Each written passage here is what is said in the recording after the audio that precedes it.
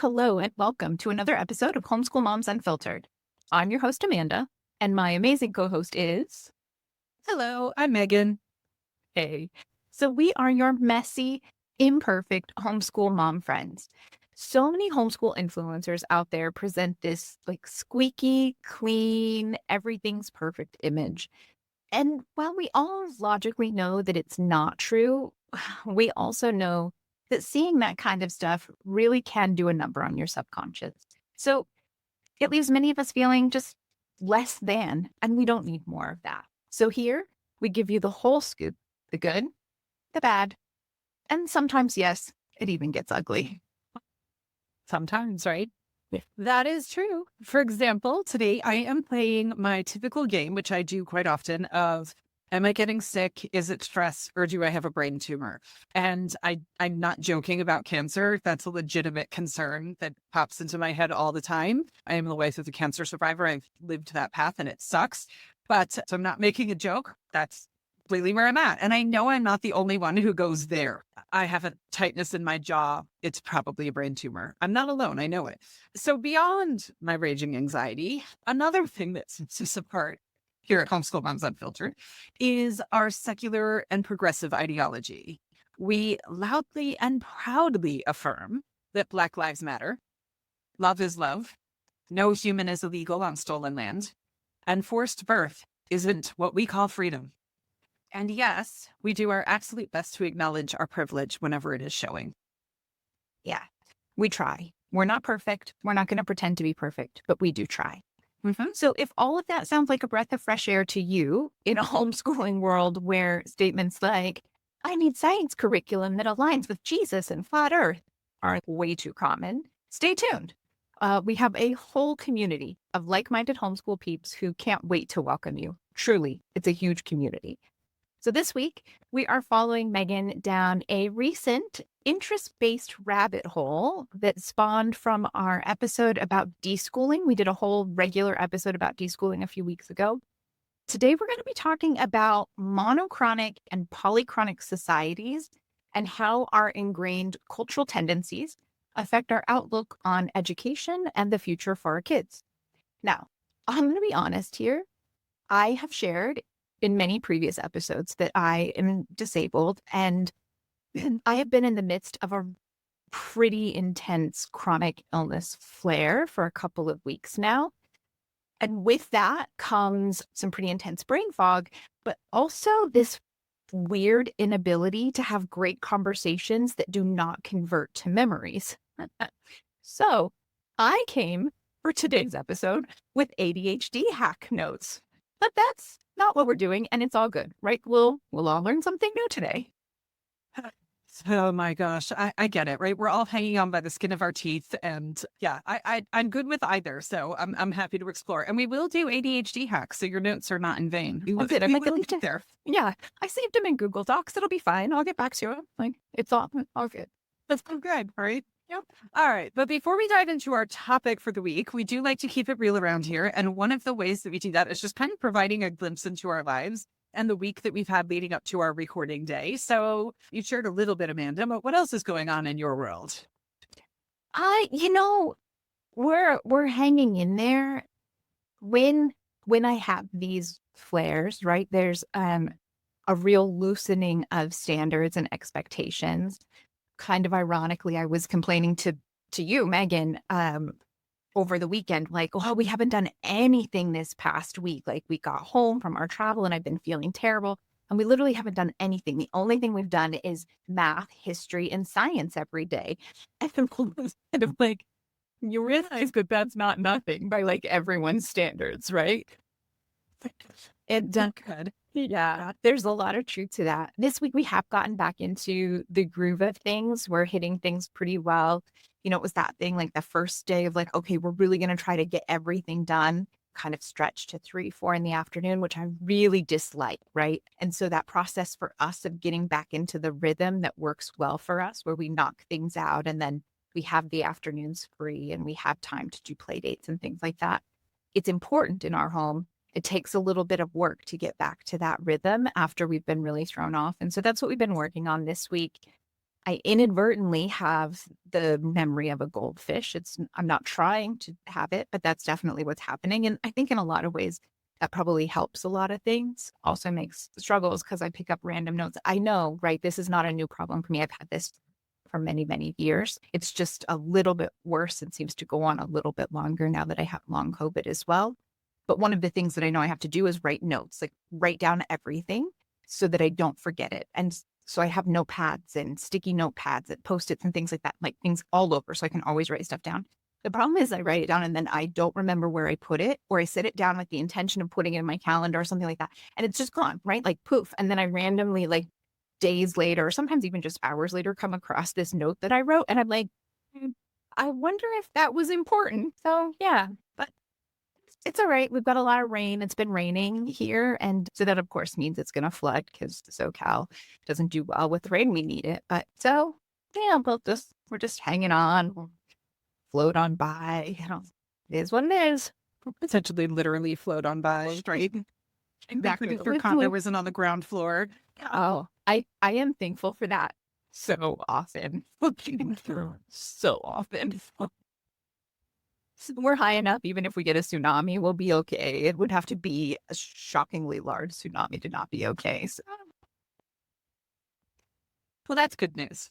Yeah, there you go. We have the opposite problem, right? Like you were saying, with your anxiety, you immediately go to cancer. And we've talked about this before, how different our personalities are when it comes to these things.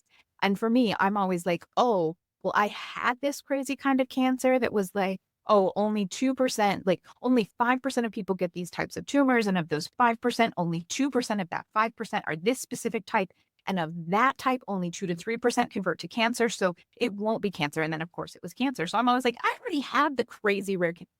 It won't be cancer again. I'm like, I'm sure my doctor does not appreciate that. Like, I'm always like, I don't think we need to run that test on cancer again. Like, I know it doesn't work that way. Logically, I know that, like, it's not like a one and done, like, oh, I did my turn. But yeah, different ways of approaching things. All right. So how about you? You said that crazy, I'm not feeling great. What's going on? And then I know there's some other stressful things happening. How's it going? Yeah, it just is like I have arrived to recording today kind of palpitating, which is fun. So, but I'm here and it's all good. So yeah, we had to book an appointment with regard to our move to Portugal, and the whole system is super dysfunctional and the website sucks and there's no customer service. And, I mean, it's the bureaucracy that you kind of expect when you're like, I'm going to go live in Portugal, but to actually go through it is really, really fun. And, you have other things in your life that are balancing on like when we get this document or this piece of paper, when we have this appointment or something. And so other things are in limbo while that's happening. And, it's just, we've been in limbo for many months because of this move. And so it would just be nice to not for a while. So I have kind of like a tightening in my jaw down here on the right. And this happened in December. And I was convinced it was a brain tumor then. It was at that time, it was either a brain tumor or that my root canal had failed because I have a toothbrush that had a root canal like a year ago. And neither one was good because I'm petrified of the dentist on a level of like pills and vomiting and like it's a whole situation. It's more than the average, like no one likes the dentist's levels of anxiety. And so, yeah, it started. So I'm like, at least it just happened in December. So I'm like, the last time it was stress, it's probably just stress, right? And trying to kind of breathe and relax and all that kind of stuff. But, it'll pass. As long as it's not a brain tumor, it'll pass. And so, that's just kind of been the thing. My kids are all kind of doing a whole bunch of stuff. One of my kids leaves for Greece and Turkey in 5 days. For 6 weeks. And then, so that's on, hold on, I got to look at a calendar. That's on Tuesday. He flies to Greece. And then one of my other kids is leaving on Sunday to go to the other side of England for a weaving workshop. She'll be there for 5 days. The boys are going to Manchester this weekend for a day to play Yu-Gi-Oh! So like everybody, they're like pinballs, right? They're all over the place in this land of independent teenagerhood. So it's just kind of like keeping all those pinballs in motion where they're supposed to be. But yeah, other than that, it's all good. And, I'm going to try to get to bed early tonight. I'm watching a show or a movie on Netflix called She Said. It said Leaving Soon on Netflix, and the title got my attention. And it's about the person who investigated Harvey Weinstein and kind of blew up the whole thing and started the Me Too movement, like the reporter that did that. But it's a movie. And so I'm only like a quarter of the way into it. So I'm like, you know what? When we're done tonight, there's one milk bar left in the kitchen. I'm totally going to get myself a milk bar and go curl up in bed with the dogs and the kiddos and watch a movie, and everybody can snuggle up and do their thing. So after we record, I'm just going to breathe and relax. And you know what? Anytime I come to recording and I'm like super stressed, by the time we're done, like I enjoy this. You know what I mean? So by the time we're done, I feel better. I had the same thing yesterday when I got to my book club that I lead, and I got there and I was just stressed about the news. The world is on fire and everything is bad. And it's like, holy shit, right? And I got there, and one of my students, I've shared before, I've been leading this book club for 5 years. So I've had some of these kids. She's 16 now, but she was like 11, 12 when she started with me. And she's dual enrolled in college, and she did a paper for something. And there's 3 manners of assessment in her class for papers. And this one was conference style, where you have to argue your paper basically and defend, kind of like thesis defense, I would guess, like based upon the way she described it. And the professor asked her if he could use her paper as an example for the class. And she started class that way. And it just like turned everything. Like, I felt so much better after that. She was so cute. She was so proud of herself, as well she should have been. And I was just so happy for her. So same thing. When we do this, I'll feel better because, smooth everything over. So anyway, topic for the week. Okay. Yes. Total rabbit hole for me, right? We're exploring monochronic and polychronic ideology cultures. And I've dragged Amanda along for this ride. We're going to look at cultures, rhythms, whatever you want to say about how these styles affect our lives. Here we go. Yeah. And, it's interesting timing because I did just come back from being in Italy for a few months. And I have lived overseas in different places with different styles and cultures. And so I think there's a lot of pros and cons. I think it'll be a good discussion once we lay the groundwork. So what exactly are monochronic and polychronic cultures? Monochronic has a few kind of specific things that help identify it, right? So you've got highly structured, time-oriented, and organized. People in these societies value punctuality, schedules, and efficiency. Tasks are completed one at a time in a linear fashion. And some examples include the United States, Germany, and Japan. We joke all the time. If you're going to take a train somewhere, you probably want to do it in Germany or Japan. Those are great trains to be on. And if you're Meagan in the UK trying to get to IKEA, it's probably not going to go as smoothly. Yeah, it's so funny because my daughter and I were having this conversation the other day about how England is kind of this interesting mix of that European polychronic and the American monochronic. Like it's got kind of both traits in there. It is. It's for sure somewhere in the middle. And we'll talk about how the US ended up monochronic, which is an interesting deeper level of the rabbit hole. But first, polychronic. So polychronic cultures are more flexible and they're more relationship oriented. They tend to be more fluid with time. So if something starts at 10, it's 10-ish, right? And I am married to a South American and I understand this concept. 10-ish. People tend to multitask. So you might be chopping vegetables while your kids are on the floor playing at your feet and you have friends over who are just sipping coffee at your breakfast bar. There's kind of a lot more fluidity to life. They adjust schedules as needed. Things that come to mind are like nap schedules and things like that. They prioritize social interactions over strict time management. And examples of those countries might be Latin America, African cultures, and Middle Eastern cultures. So how did the United States become a monochronic culture? The first thing is the Protestant work ethic. And yes, we are a secular podcast. We are not about to preach Protestant values to you. We're just giving you an idea of where it came from. Understanding. Exactly, right? The Protestant work ethic, historically speaking, values hard work, discipline, and productivity as moral virtues. So early Puritan settlers were influenced by Calvinist ideals and believed that time should not be wasted and that diligence and efficiency were signs of righteousness. Oh yeah, their whole need for righteousness and piety was a whole thing, and it was a big whole thing. Yeah. Mm-hmm. So that mindset really laid the foundation for a culture that equates time management with success and morality. So It's interesting because I doubt too many people have ever thought about time management and morality being super closely linked, but that's historically speaking where these origins came from. I'm going to say, I think more people than you realize have thought about it. I definitely thought about that connection in US culture, especially. I feel like that's one of those things, maybe even before the pandemic, fewer people didn't think about it, but it kind of came up, and social media has a lot more people realizing some of these things and trying to, that kind of like part of the work of decolonization is letting go of some of those connections. And so the more people who are understanding what that means and what that looks like, and trying to do that in their own home and life. Hmm. There were some really great shifts that came out of the pandemic. Obviously, the pandemic itself is horrible, but those kind of like work-life balance shifts and things like that that started to be born from the whole circumstance are silver lining to a really crappy situation. Yeah, for sure. The other thing is the rise of capitalism and our time is money mentality in the United States. So, factory work is kind of the foundation of our capitalist system in the United States. I think most homeschoolers are familiar with the influence of industrial revolution on our education system, but we're going to talk about it just a smidge in case you're not. So, factory work requires strict schedules, time clocks, punching in and out, shift work, maximum efficiency, reinforcing the idea that time can be measured and controlled and monetized.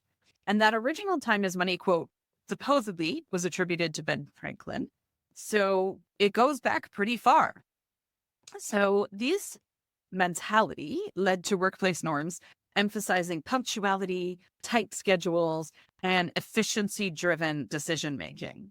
And I just find the timing of this super duper interesting because we're having this whole big discussion right now about, should the United States be run like a corporation? There's plenty of big CEOs and really successful people who are saying, running the US like a corporation does not make sense. It's a company. It's meant to serve the people, not serve shareholders or produce a bottom line. And of course, that's the cause of much of our chaos that's been going on for the last 2 months now.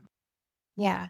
Well, and I think another thing that's interesting to think about, that's one of those kind of disconnects that you see, especially in the United States. I won't speak to other countries that have this culture, but the time is money culture and mentality somehow mostly applies only to your time at work. Once you get home, now your time isn't very valuable and you're expected to use it on this and that and, and all of these other things, instead of being like, well, your time is valuable and you should maximize it in the way that works for you in your personal life. Like, no, no, no. Like at that point, there's not the value there, So it's an interesting, disconnect in my opinion. Well, on that thought also of like, do you ever see those things where they equate what a stay-at-home parent's value Yeah. is, Mhm. right? And so it's like, yeah, there's a tremendous amount of value assigned to that, but it's not Yeah, because really that that's it. amount, right? It's not, you're not monetizing it in the capitalist society and in that whole system. There's a lot that could be said about that, right? Like, yeah, I won't go down that rabbit hole. We'll stick with this because this could be a very long podcast if I don't stay a little bit more focused. All right, so how does this play out in everyday life? Well, we were just talking about that. You've got your work and business kind of situation where you have your strict schedules, you've got your structured meetings. Anyone who's ever worked in any sort of an office environment knows what the meetings are like and how important they are, and the fact that oftentimes you have way more meetings than you have anything else. The metric-driven decision making and the work performance reviews with these whole charts and, all of this. And it's all right. It's so formal. It's so organized. And then on the other side of it, you've got education. So before you get into work and business, you learn, whether you're learning as homeschooling or you're learning in the public school system. And education, especially in the public school system, you have the bells in school that keep everything on a really strict schedule. You have standardized tests that keep everything very organized and strict. And hopefully, this, you're working towards this and everyone has the same goals. It's this kind of like group work, group think thing. You've got time blocked learning periods. You've got specific times that you can take a break to use the restroom. You can take a break to have your lunch. And and they're very limited. There's either time to socialize or there's time to eat, but there's probably not time to do both at lunch because you get a short window for lunch. So these are all kinds of ways that we really see it play out in the United States. Well, we see a bridge, I think, too, between the school structure that you're talking about and the work structure that you're talking about, because to me, the perfect attendance award is one of my biggest pet peeves in the public school system. Right? It's that training for corporate America. Like, it doesn't matter that your grandmother just died. You can't call out. You're going to lose this award you're going to be called up on stage at the end of the year to give this to you. And it's like all these times when maybe you're not feeling your best physically, maybe you have a bug, but you push through because you're going to get this award. And those are the people that push through in corporate America. They're the ones who often end up getting rewarded and things like that. The ones who have that work-life balance are seen maybe not as contributing as much or slacking or something, right? So we've even got that bridge connection that's there, that's really training people from such an early age that these are the expectations of your hard work. Yeah, absolutely. And it applies with sick things too, with being sick. The average American company, if they give sick leave, they give something like 3 days a year. Because have you ever had any illness that only knocked you on your butt for 3 days? When we were in Italy, the friends that we were staying with, her partner, he was not well. And it wasn't like a big virus with throwing up and all those awful things. Like, it seems like he was just kind of down with a cold or something, and they were testing for COVID and making sure it wasn't that and that kind of stuff. And so I was like, okay, that's cool. And he ended up being out for like 5 work days spanning a weekend. And I really had to check myself because I was just like, what in the world? Like, that is like, it's a freaking cold. Like, how can you take 5 days? Like, go get yourself some good cold medicines and get back to it, right? But like, that is not how most cultures work. And it's that thing like, you're sick, please don't come in and give it to everyone else. And I'm a huge believer in that, right? Like, I'm immunocompromised. I have all these things going on. Like, I don't want you bringing your germs to me. And in most of the things that I do in my life, like, the people I work with know that if they're not 100%, even though I'm going to wear a mask when I go meet up with anyone, because you just don't know, if they're not 100%, they send me a message and say like, hey, I'm pretty sure I'm sick. I'm not feeling great, but I'm still at work because of XYZ. Do you want to postpone the meeting? And I was like, yes. Thank you very much. Yes. But we teach kids to go to school sick. We teach them to take the medicine to make sure that they're still there.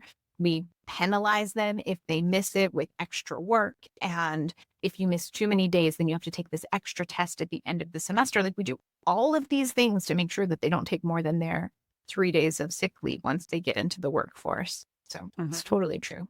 I mean, he took more time off than some women get after having babies. I'm laughing, which is so not funny, but yeah, that's how ridiculous the comparison is society-wise. It's just absurd, right? Yeah, that's it. I mean, no matter how bad a man cold is, it was probably not as bad as labor. Like, there's probably a little bit more that has to happen there to move past that. All right. So we have plenty of other things to discuss with regards to culture, scheduling, and all of that jazz. But first, we want to remind everyone who is new to the podcast that we offer homeschool coaching. So we'll drop a link in our show notes. And if you're catching this clip, I don't know, on social media or YouTube or wherever, you'll be able to go in and see there where it is, or you can always send us a DM, right? We're happy to help get you to whatever link you need. But we offer personalized coaching sessions on literally everything, right? From navigating the California homeschool charter system to choosing the right homeschool curriculum for your learners' individual needs, to building a high school transcript and cutting the cord to traditional education and taking the leap into homeschooling, right? A lot of times parents are like, we want to do this. I know it's the right thing, and I'm almost ready to do it, but I'm feeling like a little, like, I've listened to all the podcasts, I've joined your group, I've read all the posts, and I just need you to talk to me and tell me exactly what it should look like in my home. And just that little bit of like encouragement and hand holding to like kind of get going. So you name it, between the two of us, we can absolutely help. You can book one-on-one with each of us, or you can book us together. A lot of times, if you're not entirely sure what you're doing, together is the best bet, because we come from such different ends of the spectrum. We usually have really unique ideas on for brainstorming and troubleshooting and problem solving things. I was laughing when you said, like, if you just need somebody to take you that last step, because yesterday I texted my mom in the morning and I was like, let me know when you're awake, please. And I called her and I was like, I'm ordering a sofa and I need help. Oh, do I know? I was like 99.999% sold on the color that I wanted. And I just needed my mom. I'm going to be 44 in like 2 weeks. And I needed my mom to be like, that's a great color. You should buy that sofa. Or sometimes you just need that. And you mentioned it, right? I think we both agree that that's one of the strengths of our partnership. With you being so far to one end, aggressive academic homeschooling, and me being at the other end with loosey-goosey unschooling, we have just about everybody's bases covered. So schedule a session anytime you need. Come, we'll help you make decisions. If you're doubting yourself, if you're just getting started and you need help taking those first few steps, we're here. We can't wait to meet with you. Yeah, absolutely. Those are extra fun. Like you were saying, like I also enjoy recording the podcast. Like we do this because we want to help people, and we hope that by putting stuff out there, someone is listening and like, oh, that's really helpful. But the one-on-one conversations where like people leave feeling really like, okay, yeah, I'm feeling a lot better about this. Like, that's great, and we've got our little list of links and specific things we're going to send to you after we get off of the call. Like, they just feel great. Okay, so let's get back to your rabbit hole. We did do an episode on deschooling a few weeks ago. And oftentimes some of the biggest pushback to deschooling is, but we need structure. And you and I don't 100% agree on the need for structure and how we put that in our own homes. So here's the, $10 million questions. Is the need to cling to structure something that we also need to deschool? You can tell just by the way that question is written, that was written by Meagan. The need to cling to structure. Well, I didn't necessarily want structure or the amount of structure that we have in our homeschool, but it became pretty clear very early on that we needed a lot more structure because my kiddo needed it. What does that mean?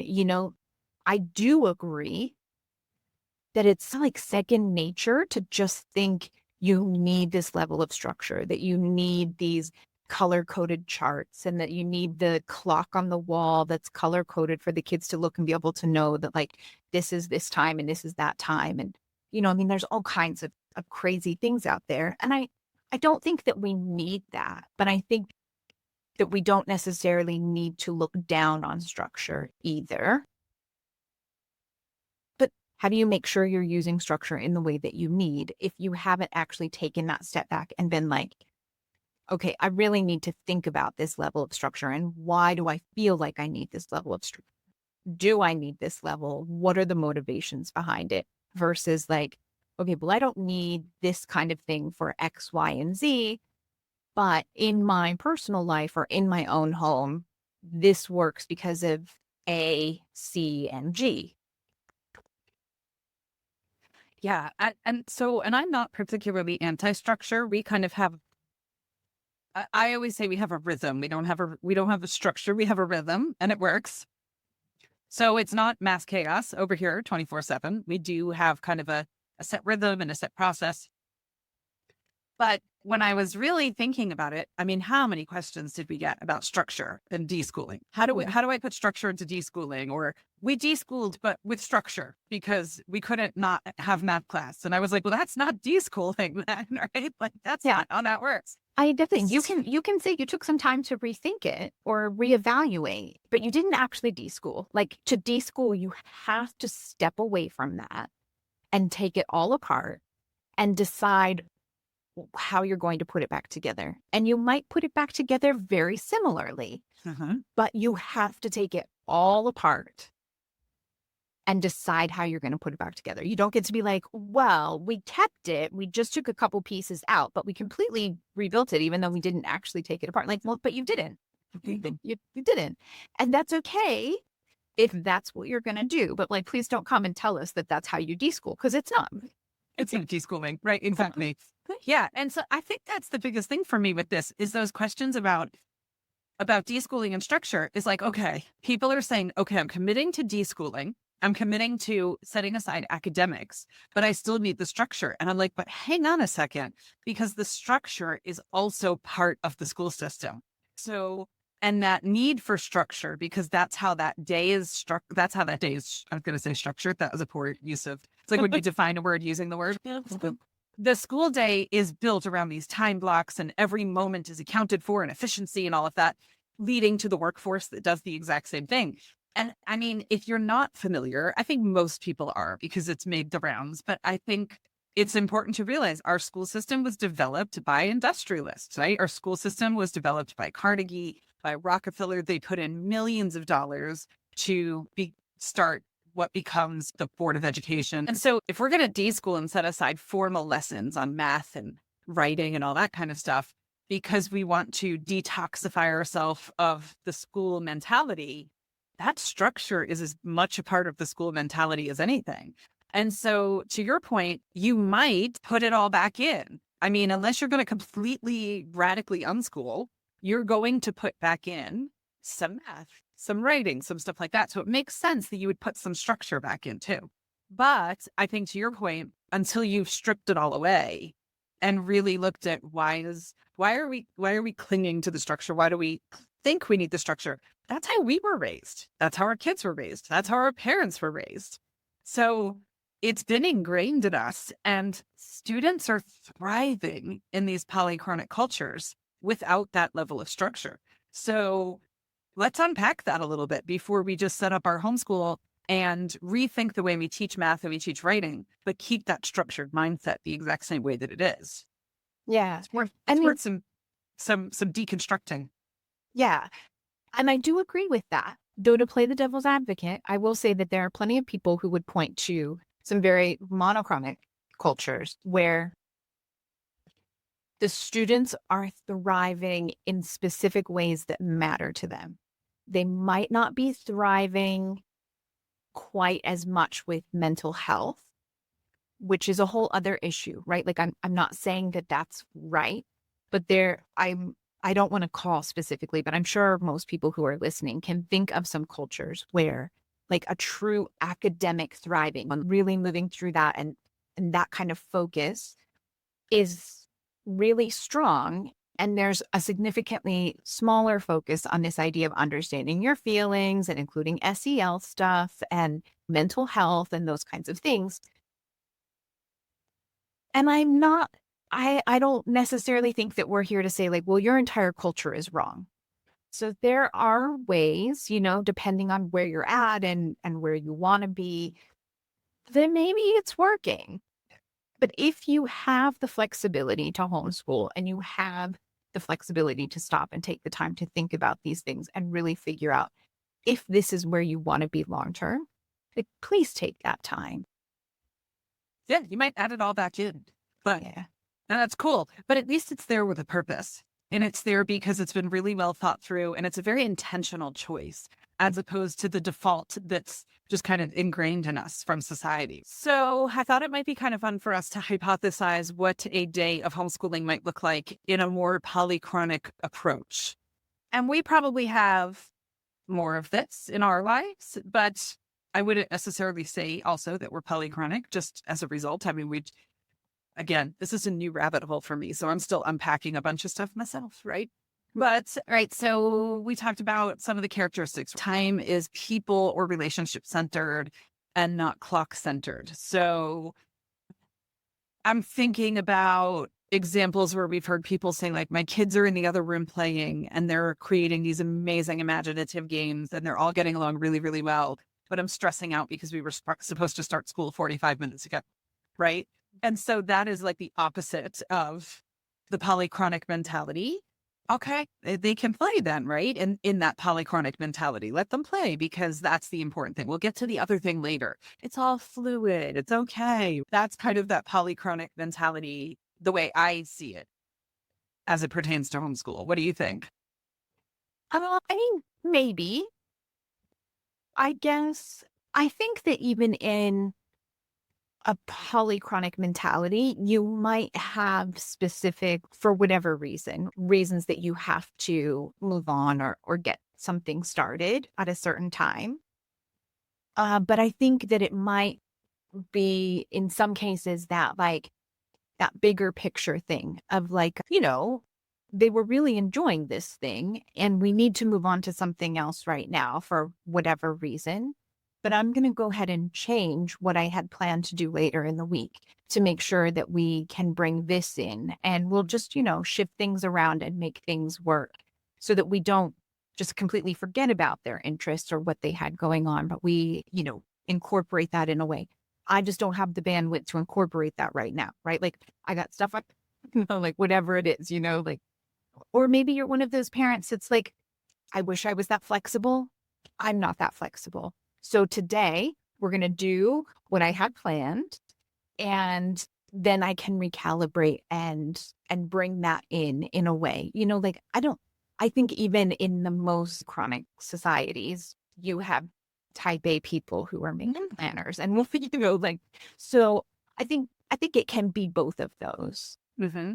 Well, yeah, because in our monochronic society, we have people that just march to their own beat and just kind of do their thing, and there's free flowing as it comes. So they're just not as widely as accepted. They're seen as flaky, or oftentimes they're seen as unreliable or whatever. And in a polychronic, you might have it the opposite, where they have some sort of even some conscious biases against people who lean in the other direction if it's not the cultural majority. Yeah. Could be. Yeah. And to that regard, like, or to that thought, I think that's one of those things that's important to remember, right? Like, just because it works for you or because you think in an ideal world it should work this way, it doesn't mean that everyone works that way. And as long as you don't have these wildly polychronic kids who are incredibly flexible and freewheeling, and you're like, I'm a type A planner and you will type A your ass down. As long as you're not actually really stifling them and hurting them in that process, I think we need to be careful about that judgment, right? Like in our monochronic society, we're not like, hey, we should make sure we really judge those people that march to a different beat. And so, I think we just need to make sure that we're remembering, right? Like different things work for different people. And as long as it's not actively hurting your children, like do what works, Again, think about it, deconstruct it, make sure you're doing it for the right reasons.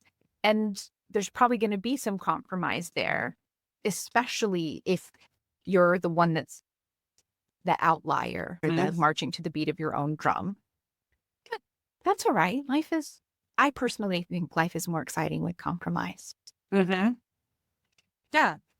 I don't think we squarely fit into one category because we are some pretty go with the flow people, but we are never late for a doctor's appointment or something like that. And that is one of the characteristics of this society is that, right, is that rudeness that comes with being late. And so I think it's possible that a lot of people are kind of fluid between things depending on the circumstance or the application, who they're with, all that kind of stuff. Yeah, no, for sure. And I mean, like routines, that's a great one, right? So this idea of like routines being adaptable and, being flexible with nap times or, I am sure everyone listening to that podcast knows that parent or that caregiver who was like, no, we have to be home at this time so that they're in their crib with the lights off for their nap at this time. And then the others who are like, yeah, they'll fall asleep in the stroller or in the baby Bjorn or the whatever you were using at the time, right? I just super dated myself there. But, those differences in meal times, you see this a lot as well. Bedtimes, if you're not in the United States, you have probably seen bedtime shift a lot. And I actually had a conversation with my friend who works at a Steiner/Waldorf school in Italy about this specifically because there was something said and she was inviting us to dinner and the dinners were always at like 9 p.m., which is quite late for us to eat, even in like normal circumstances. People think I don't usually wait until 9 p.m. to have dinner. And it was initially very challenging with my kiddo because he wasn't staying up that late. By the time we were done at the end of our stay there in Italy, he was going to bed at midnight or 1 a.m. So a 9 p.m. dinner was not that big of a deal, but in the beginning. And so I had just kind of casually like broach this topic of like, oh, that, like, is that a normal thing? Because in the US, well, I mean, there's this stereotype that a lot of families have dinner at 5. Like, we've never been a sit down and eat at 5 kind of family. I'm not sure. I think that's really hard for a lot of families, right? Because most people aren't even home by then. Um, but that like more like a 6 or a 7 p.m. dinner time, not so late. And she was like, that's so early. Why would you do that? And I was like, well, it's so that kids can get to sleep early enough because they have to be up a lot of times by 7 in the morning and they need quite a lot of sleep when they're little, like the number of hours. Most people do not realize the number of hours. My kiddo's 11 still needs 10 to 11 hours of sleep every night if you're going to have a pleasant kid to interact with the next day. I need that many hours of sleep to be pleasant too, basically. In fairness, I'm much happier when I've had that much time in bed as well. And she just kind of looked at me and she was like, well, I mean, our kids have to be up by 7, sometimes even earlier, depending on where their parents are taking them or what's going on. But they still eat dinner at 9. And I was just like, I find that so interesting because not that long ago, social media was full of all of these charts about how many hours kids need for proper brain development and physical health for their bodies to be able to rebuild and take care of muscle and just all of these kinds of things. And she's not a parent. So I wasn't going to grill her about, well, didn't your doctor say that your kiddo needed, like she works in the school. And I was like, oh, that's really interesting. I wonder if this idea of how many hours of sleep a night that kids need is like less of a concern or issue in these more polychronic societies? Or is there going to be a shift that's coming there because of these kind of advances in science and the things that we know around some of those things? And what does that look like? Can I blow your mind really quick? Sure. All my kids were sleep trained on hardcore sleep schedules. And I didn't. I refused to sleep train. From the day they came home from the hospital. Like literally, Wow. and I have one insomniac, but that has nothing to do with anything. That's a neurodivergence issue. But I have 2 hardcore sleepers. So somebody that I worked with recommended this book that was called like Healthy Sleep, Happy Baby or something like that. And I read it and it was like, this is what you must do. And I was like, oh, okay. And so I did it. And they were in bed. I mean, it was daylight when they were going to bed all the time and 2 naps a day, very set schedule. Nothing was, and I had the privilege of doing that too, because I was working full time, but we had a nanny. So her life just revolved around nap schedules and all that kind of stuff. But yeah, here I am, the loosey-goosey hippie over here who like hardcore sleep trained her kids. And I don't know that I'd do it any different, to be honest with you. Like it worked really well when they were younger so who knows? I don't know. But yeah, I mean, it's totally common when you're at a park in Europe to see parents in the summertime when the sun's out super late. Parents are sitting on a park bench chatting with friends, having a glass of wine or something. Kids are playing. It's late at night. It's like, okay, I mean, it's just very, very different. Yeah, no. I mean, to your point, my kiddo was born in Belgium and spent his first several months in Belgium. So what we did with him in those early days was fairly different because the expectation and the culture around a lot of things. And I'm sure in the very beginning, I tried to implement some of these things. I mean, it's very prevalent in American culture. And I was definitely on American websites reading the advice with fellow American moms, even though I was living in Belgium. But man, I don't know, probably by a month in, I was like, I'm not sure why we're fighting so hard to get this kid to go to bed before midnight. He clearly prefers to go to bed at midnight. So I guess we'll just let him go to bed at midnight. And he liked to go to bed. We lived on a pedestrian street with cobblestones. It was just closed down to cars. And so we would be out there like literally in the middle of the night with him in the stroller, pushing the stroller back and forth on the cobblestones to get him to fall asleep. And that was just what we did. That was our version of sleep training, cobblestone training. And the worst part is we moved back to the United States and there was no rough cobblestone place anywhere. And then we were really we had some rough months when we moved back to the US because our tried and true, this is what puts him to sleep. We no longer had access to it. We're all over town looking for cobblestones or maybe sort of like rough brick. It's really hard to find. Wasn't happening, right? I don't think that's just the thing in Europe. Kids are so much more integrated into daily life. You see kids at restaurants all the time and they're eating adult foods. It's not like there's a I mean, there are sometimes kids menus, but it's less common. It's just It's super kids are uncommon. just, Yeah. yeah, kids are just part of the world and very, very different from the way that they're kind of separated in at least American society. I can't speak for other monochronic cultures, but very different. And I think in homeschooling, we have a bit more of that typically too. The longer you've been homeschooling, the more your family functions as a unit because you're together all along. So I think homeschoolers do tend to lean into that a bit too. Yeah. Yeah. No, I would agree with that. That idea of kids just being a part of the family unit for going out to restaurants, especially as babies. When you start as babies, and so they, for the most part, have a pretty good idea and understanding of how to behave in restaurants. All right. So we're talking schedules and we totally acknowledge it's not the same for everyone. What about once you add in neurodiversity? Do neurodiverse people need these strict routines to function? What do you think, Megan? I know, I think, again, I think that this is one of those things where you might find that your kiddo or you as a neurodiverse adult do significantly better with a certain type of structure, set rigid routines. There's a comfort in that, or there can be a real comfort in that. But again, once you start saying like, well, you have this, so you have to this, you feel like, come on, that's not how it works. It's never how it works. I think the interesting thing is I'm in a lot of autism and homeschooling groups because I have two autistic kiddos. And it's so interesting, I think, when people are talking about pulling their kids from public school and they're planning to homeschool and they're trying to get their ducks in a row, which is awesome. And they're like, but they need structure because they thrive on structure. And I'm like, you actually don't get much more structured than the public school system. And if your kiddo was thriving, you wouldn't be pulling them out of school. So it is time to kind of like unpack that a little bit.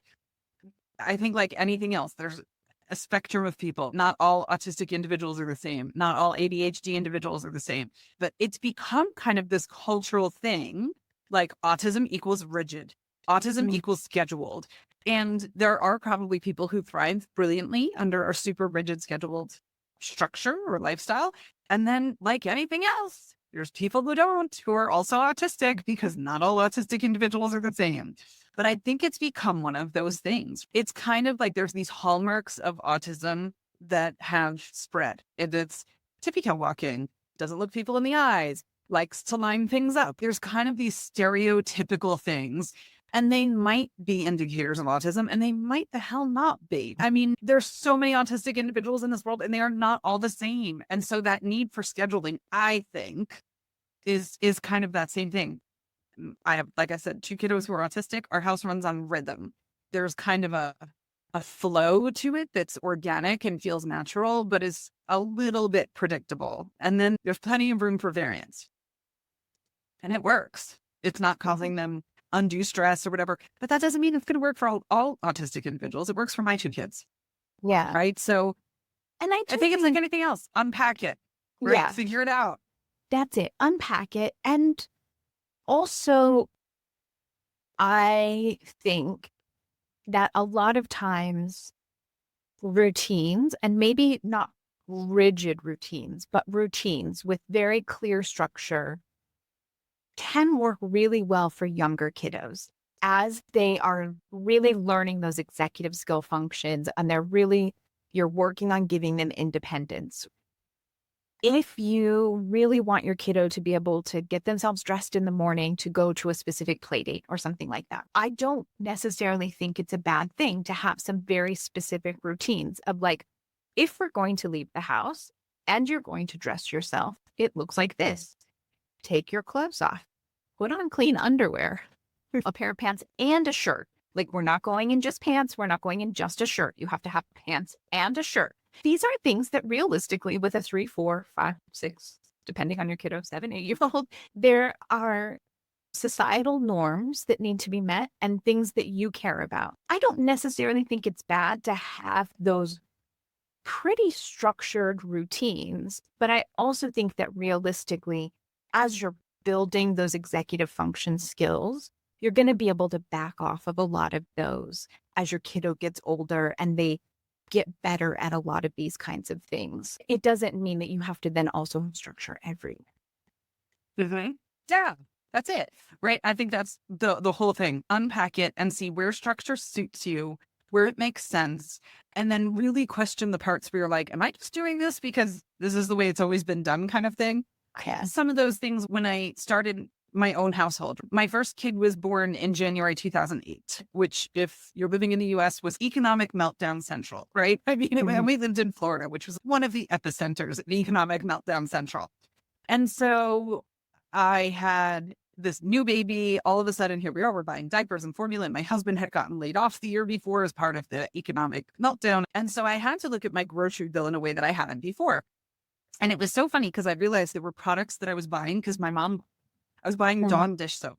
I didn't need to buy freaking Dawn dish soap. I could totally get away during that time period where we needed to find cuts.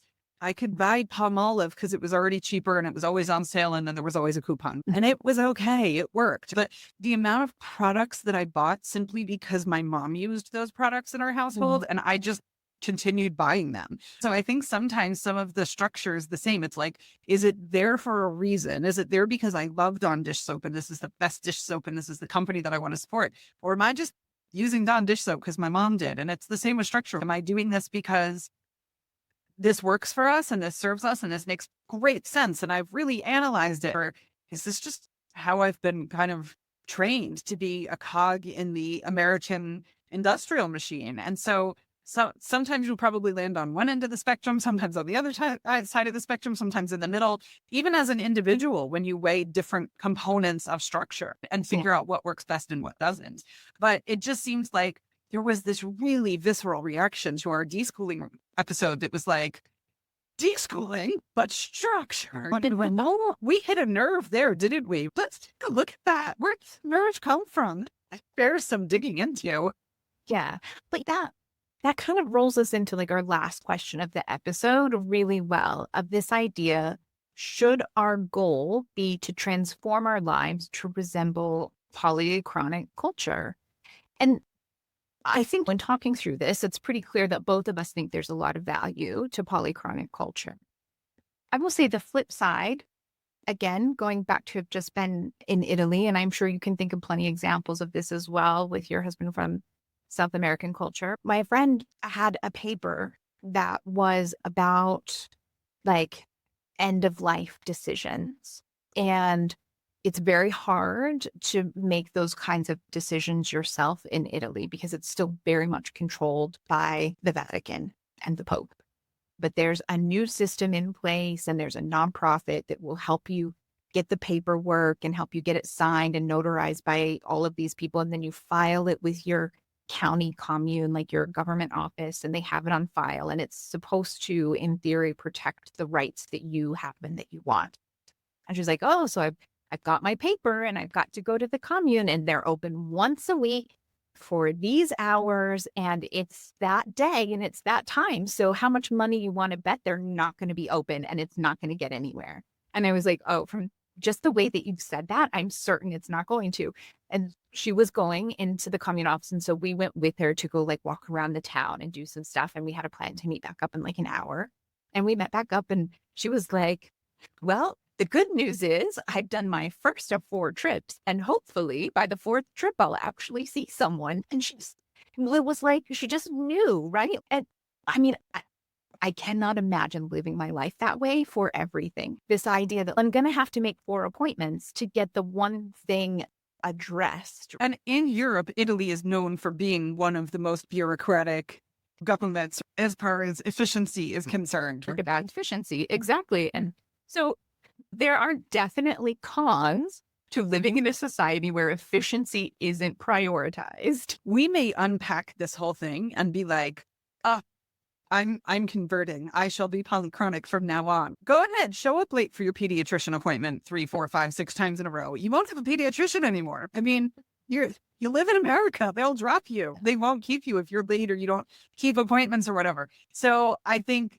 there's maybe some pros to picking up some of the tendencies or some of the mindset, like some of the interpersonal things, some of the social emotional components, some of the fluidity.